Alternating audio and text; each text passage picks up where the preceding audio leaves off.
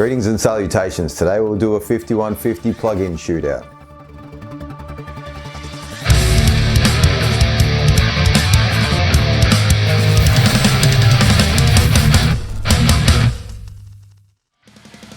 So for those that don't know what the 5150 is, what the hell are you doing on my channel? And where have you been for the last 40 years? So the 5150 is an absolute icon in the guitar world, especially for heavy rock and metal. It was invented by engineer James Brown under Peavey in 1990 and ran to 2004, although there has been some revisions of the amp since then, especially under EVH. The first two producers to really use the amp to its full potential were Colin Richardson and Andy Sneap, and probably the most iconic and influential album to come out of the early 90s was Burn My Eyes by Machine Head, which inspired a generation of a guitar tone. So these days there aren't many plug-in companies that don't have an emulation of the 5150. Everyone from Neural DSP, STL Tones and ML Soundlabs have all tackled this monster of an amp, to varying degrees of success I might add. So I thought what I'd do today is a bit of a shootout between all said plugins. Well, not all, I don't own all, but a bunch of them. So for this test I used exactly the same settings on the amp heads. I used one cab, I used the same pre and post effects, and I used one overdrive pedal in front of the amp. I wanted to make it as fair a comparison as I could. I didn't want to try to match the tones of the amps to each other. I wanted to set the settings at exactly the same levels and see how they sound. After this I'll do a quick rundown on the mix I used, of course, showing you the drums and the bass I used, as well as the settings for the amps. As always, please like and subscribe, and enjoy indeed. Thanks guys.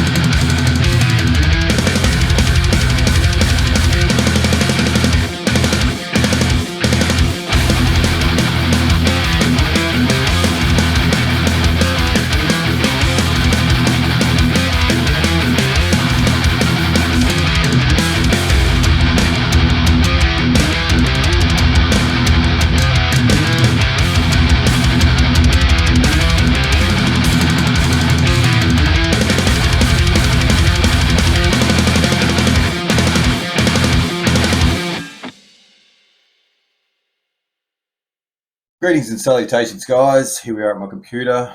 Quick mix rundown of what I used basically in the song. So, quickly for drums, used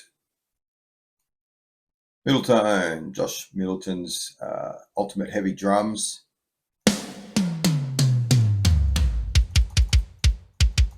I would honestly have to say, new favorite drum plugin. Everything just sounds amazing.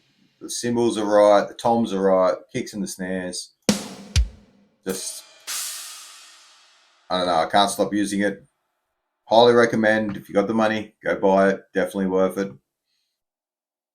Let's have a quick listen to how the drums are sounding by themselves. So I just got a bit of EQ on there, just boosting the kick and the snare a little bit, and a compressor from IK Multimedia. Just give it a bit more, a bit more bite.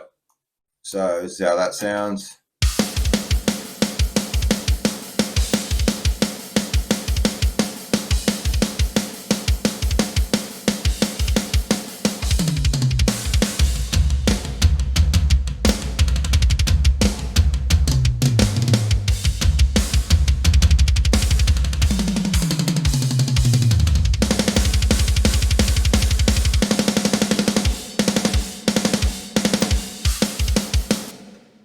So that's a full cycle of it. Sounds pretty gnarly if you ask me. All right, next up, bass guitar. So we'll quick listen to what I'm doing on the bass. It's pretty much my standard bass tone. Parallax X. Let me get that right. Parallax X. Bass Professor. And he just boosted a little couple of things, dropping out a couple of little things. Neutron elements, EQ, just getting rid of a few nasty frequencies and that I don't like from my, my bass guitar. And again, IK Multimedia, White 2A compressor. Bass tone sounds like this.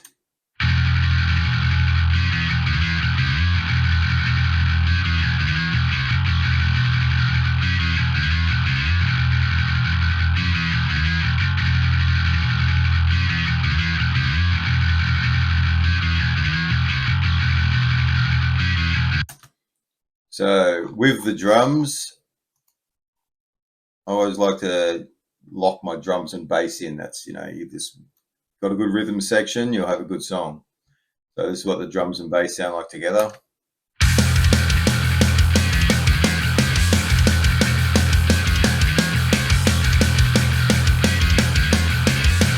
Love when the toms come in.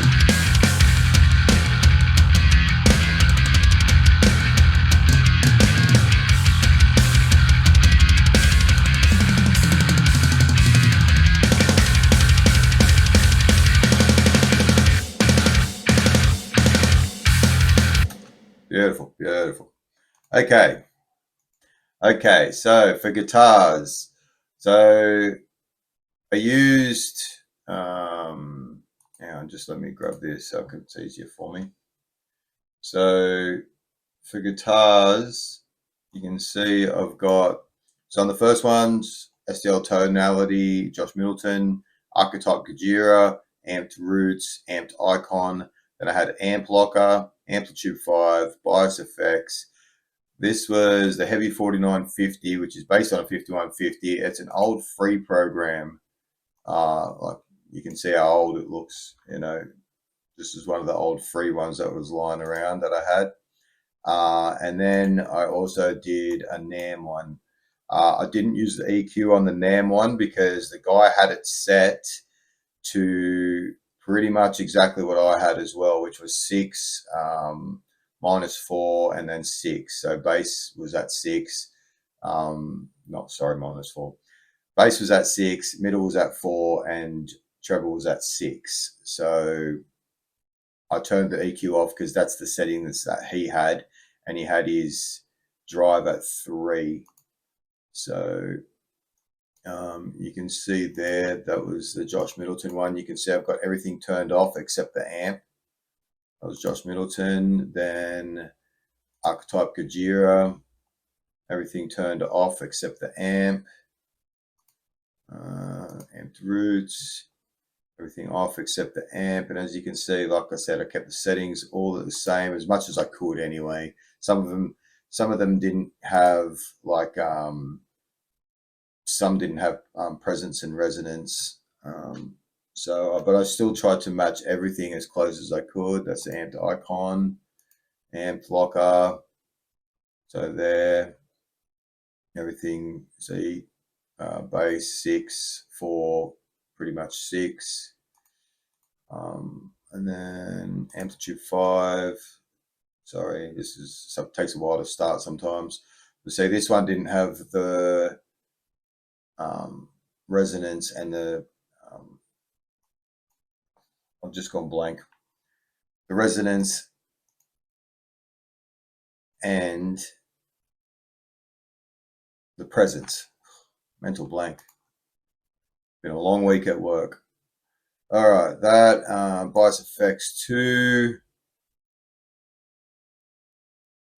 which always takes ages to load. So everything's off except the amp. That's the amp settings there. Again, this one had the presence, but this one didn't have the resonance.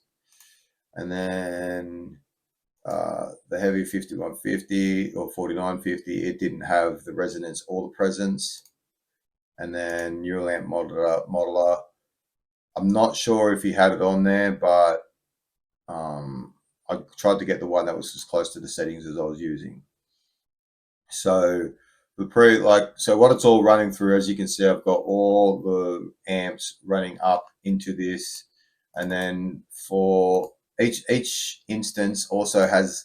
So I use the howler from August Rose Studio, which is Jeremy Fox. He's a YouTuber, done this overdrive pedal, which I really like. Sounds really good. So I use that in front of every single amp. So they all have the same overdrive pedal in the front. And then for the amp, I used Miko 2. Okay, I'm using a Mega 4x12 oversize with a dynamic 421 and an SM57. I've got the SM57 on a bit of a tilt, and then the 421 straight up. Also doing a little bit of EQ here. And then I've got the compressor TR5 white again. So each amp tone, you can't notice it as much as if you don't flick between them, but if I flick between them, you'll see what I mean, how different some of them are. I was actually really surprised by the free 4950, which is a really old one, and the new amp modeler as well. It sounded really good. So this is Josh Middleton. Let me just put this up so I know which ones I'm looking at. So first we got Josh Middleton's from STL Tones.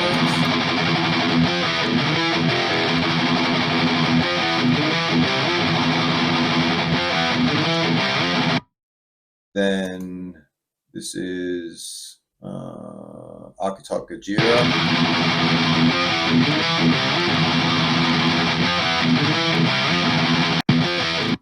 This is Amped Roots.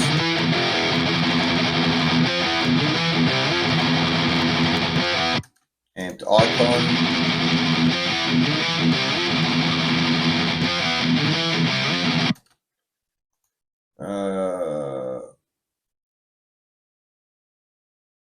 Then we have Amp Locker.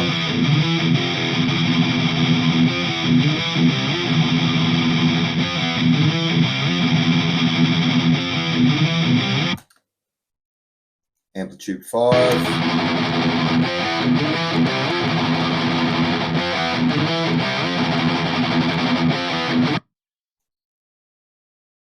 Bias Effects 2.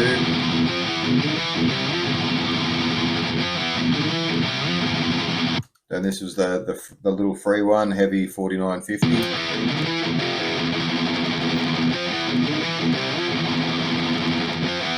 And then NAMM. I really think that one sounds awesome. My favorite, to be honest, is the Josh Middleton one. But I was really surprised how good the neural amp modeler one sounds, considering it's just like it's completely free.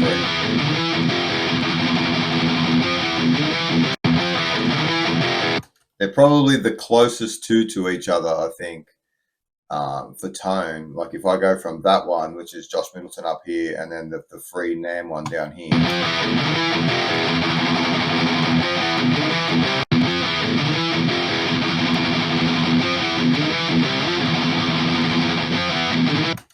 They probably sound the closest. Obviously sound a little bit different, probably, you know, the way they're made and that, but I reckon I could get the Josh Middleton one to sound exactly the same as the Nam one. So all the rest I'd probably struggle with. I could probably get them all pretty close, but I wanted to keep all the settings exactly the same.